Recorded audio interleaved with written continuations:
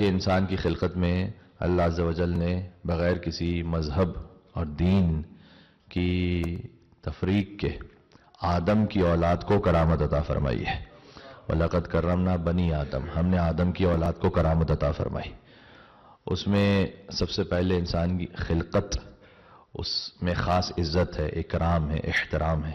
اس پہ 2 دن بات ہو چکی ہے، اور کل بات یہاں تک رکی تھی کہ اللہ عز و جل نے سورہ انفطار میں یہ پوچھا کہ یا ایھا الانسان، انسان ما غرک بربک الکریم، تجھے کس شے نے اپنے اس کریم پروردگار کے سامنے مغرور بنا دیا ہے؟ الذی خلقک، وہی خدا جس نے تجھے خلق کیا تھا، فسواک، تجھے بڑا ناپتلا بنایا تھا، فی ای صورت ما شاء رکبک، تجھے جس بہترین صورت میں چاہا تھا وہ ڈھال دیا تھا۔ تو اللہ عز و جل نے یعنی خود جسم انسانی اس پر اگر گفتگو ہو، خود یہ کتنا بڑا میریکل ہے۔ لوگ یہ کہتے ہیں کہ مولانا صاحب کوئی معجزہ بتائیے، کوئی کرامت دکھائیے، ہم کہتے ہیں کہ آئینے کے سامنے کھڑے ہو جائیے، اس سے بڑی کیا کرامت ہے، اس سے بڑا کیا معجزہ ہے؟ ہاں، کہ ایک بے حیثیت آب وہ وجود انسانی میں بدل جائے اور اللہ عز و جل اس پہ ناز کرے، فتبارک اللہ احسن الخالقین، کہ کیا ہی بہترین ہے تمہارا خلق کرنے والا پروردگار۔ آپ غور فرمائیے، یعنی ایک ہلکی سی باریک سے باریک جو اللہ سبحانہ وتعالیٰ کی خلقت کے اندر اللہ کی منصوبہ بندی ہے اور اس نے جو رعایت برتی ہے۔ آپ دیکھیے کہ ہماری پیشانی پر جو لائنز بنتی ہیں وہ ورٹیکل نہیں بنتی، وہ ہارزنٹل بنتی ہیں، اس لیے کہ جب پسینہ آئے تو آنکھوں میں سیدھا نہ آ جائے بلکہ اطراف سے ہوتا ہوا گر جائے۔ یعنی قدم قدم پر کرامت ہے، اور میں نے عرض کیا تھا کرامت کا مطلب یہاں پر ویسے میریکل نہیں، ہم تو ڈگنیٹی کی بات کر رہے ہیں، یہاں پر ہم تو یہاں عزت و وقار کی بات کر رہے ہیں۔ تو یہاں مثلا اللہ تعالیٰ نے لائنز عطا فرمائی، اس کے بعد ابروؤں کو رکھا، یہ آنکھ کی حفاظت کے لیے سب۔ فارسی زبان کا ایک مصرع ہے کہ ابروئے چشم الراس بودی کج بودی، جو آئی بروز ہیں ہماری وہ تھوڑا سا کرو میں، تو اگر یہ سیدھی ہوتی، یہ فارسی زبان کا اس مصرعے کا ترجمہ ہے کہ اگر یہ سیدھی ہوتی تو پھر ٹیڑھی ہوتی، در حقیقت یہ جس شیپ کی ہیں اسی طرح سے یہ صحیح ہیں، برمحل ہیں، اپنے مقام پر ہے۔ اور اللہ عز و جل نے بلکہ عطا کی، اور یعنی بے شمار اس میں ایک ایک معاملے میں نکات ہیں۔ تو بات کو تھوڑا سا اور آگے بڑھاتے ہیں۔ اب اللہ تعالیٰ نے کہا کہ کیا وجہ ہے کہ انسان تو اپنے کریم پروردگار کے سامنے مغرور ہو گیا؟ اللہ نے سورہ علق میں اس کا جواب دیا، ان الانسان لا یطغی ان رآہ استغنی، انسان تو طغیان اس وقت کرتا ہے جب اپنے آپ کو بے نیاز سمجھتا اللہ سبحانہ وتعالیٰ سے۔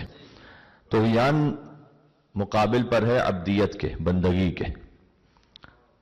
تو آپ کو یاد ہے، میں کل کی گفتگو سے بالکل مربوط ہو رہا ہوں کہ امیر المومنین نے فرمایا کہ کفا بعزا ان نکون لک عبدا، علی کی عزت کے لیے یہ کافی ہے کہ میں تیرا بندہ ہوں، وَكَفَى بِفَخْرًا أَن تَكُونَ لِي رَبًّا، اور علی کے فخر کے لیے اتنا کافی ہے کہ تو علی کا رب ہے۔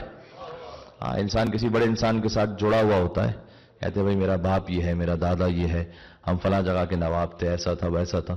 امیر المومنین نے فرمایا کہ میرے فخر کے لیے اتنا کافی ہے کہ تو میرا رب ہے، کافی ہے۔ الہی انت کما احب، پروردگار تو ویسا ہے کہ جیسا میں چاہتا ہوں، فاجعلنی کما تحب، تو مجھے ویسا بنا دے کہ جیسا تو چاہتا ہے۔ یہ امیر المومنین نے بیان فرمایا۔ یہاں سے آج اب ایک نیا سلسلہ فکر شروع ہو رہا ہے کہ دیکھیں جہاں تک عزت و کرامت کی بات ہے نا، 3 امور ایسے ہیں کہ ویسے تو ہے ہی مالک الملک اللہ سبحانہ وتعالی، لیکن اسپیشلی 3 مواقع ایسے ہیں جو اللہ سبحانہ وتعالی نے یہ فرمایا ہے کہ یہ تو سب کچھ ہے ہی اللہ کے پاس۔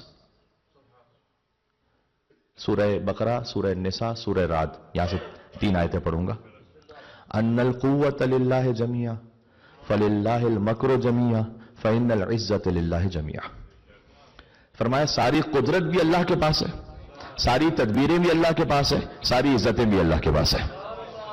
جمیعا کا لفظ ہے ان 3 امور میں، ساری طاقتیں اللہ کے پاس، ساری تدبیریں اللہ کے پاس، ساری عزتیں اللہ کے پاس۔